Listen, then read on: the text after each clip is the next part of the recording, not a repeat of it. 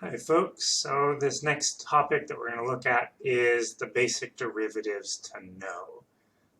And for good or bad, this lesson is basically just a lot of things you have to memorize and know so that you can do things quickly and, you know, um, do the rest of the work that we're going to do this year. So looking at this, we want to start off with our basic derivative rules.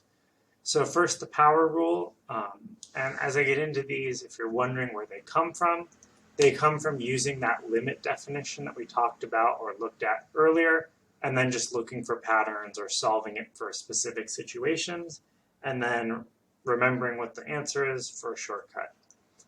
In any case, the power rule says that if you take the derivative of a function where it's x to the n power, then that's going to equal n times x to the n minus 1. And I'll point out that this only works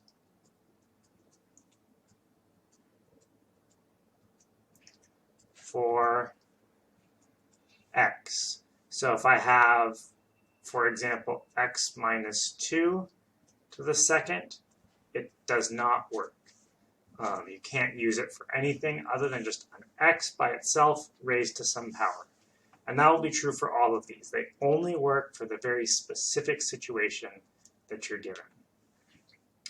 The constant rule says that the derivative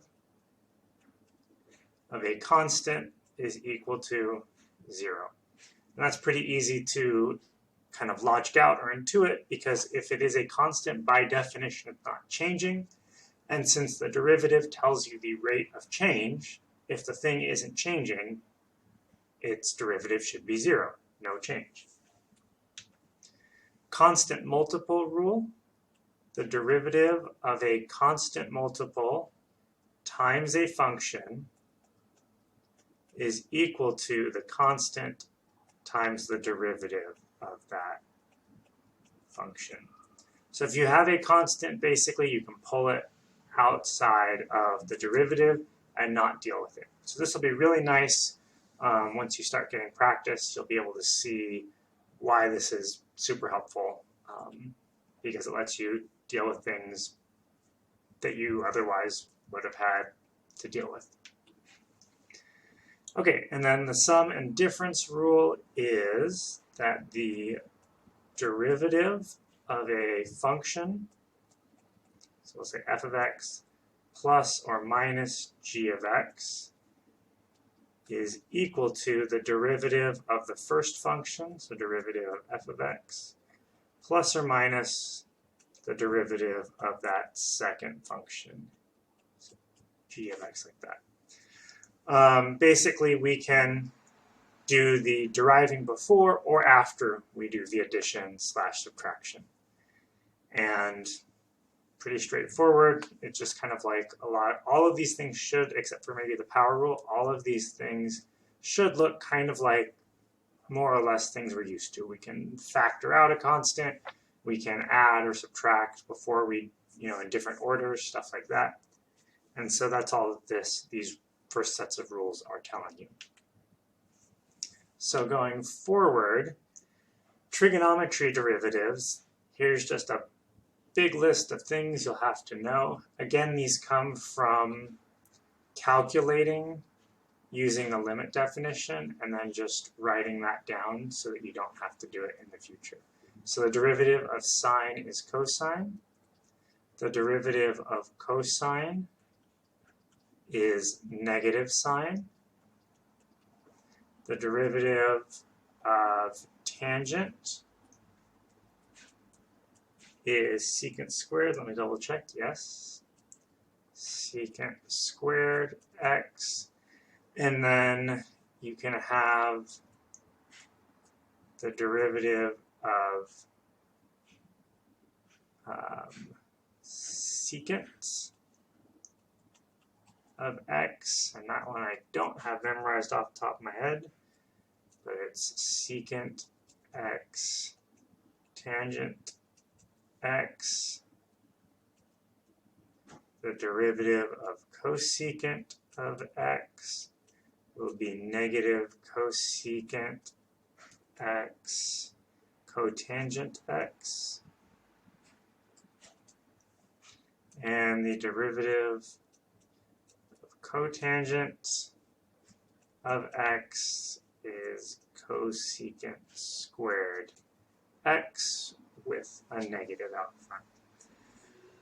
So these are the 6 kind of basic sine, cosine, tangent, secant, cosecant, cosecant, secant, cosecant, cotangent, and then look up inverse / hyperbolic trig functions if they come up. They won't be on the AP test, but know that like inverse sine, you know, it's going to equal something. I don't remember what it is, but it's like it has square roots in it and x squareds and subtraction or addition and fractions, but they're there. But all 6 of these you do kind of have to have memorized for the AP test. Certainly everything on the left here. The right, you might be able to get away with not knowing them, but you probably want to. Okay, one last set here, and this is the exponential and logarithmic derivatives. So we're going to start by d by dx of e to the x is equal to itself. So this is kind of one of the ways to define e is it's the base that when raised to the x power, the derivative is itself. The derivative of natural log of x is equal to 1 over x. And then if you wanted the general exponentials, so some random constant a to the x, the derivative is a to the x ln of a.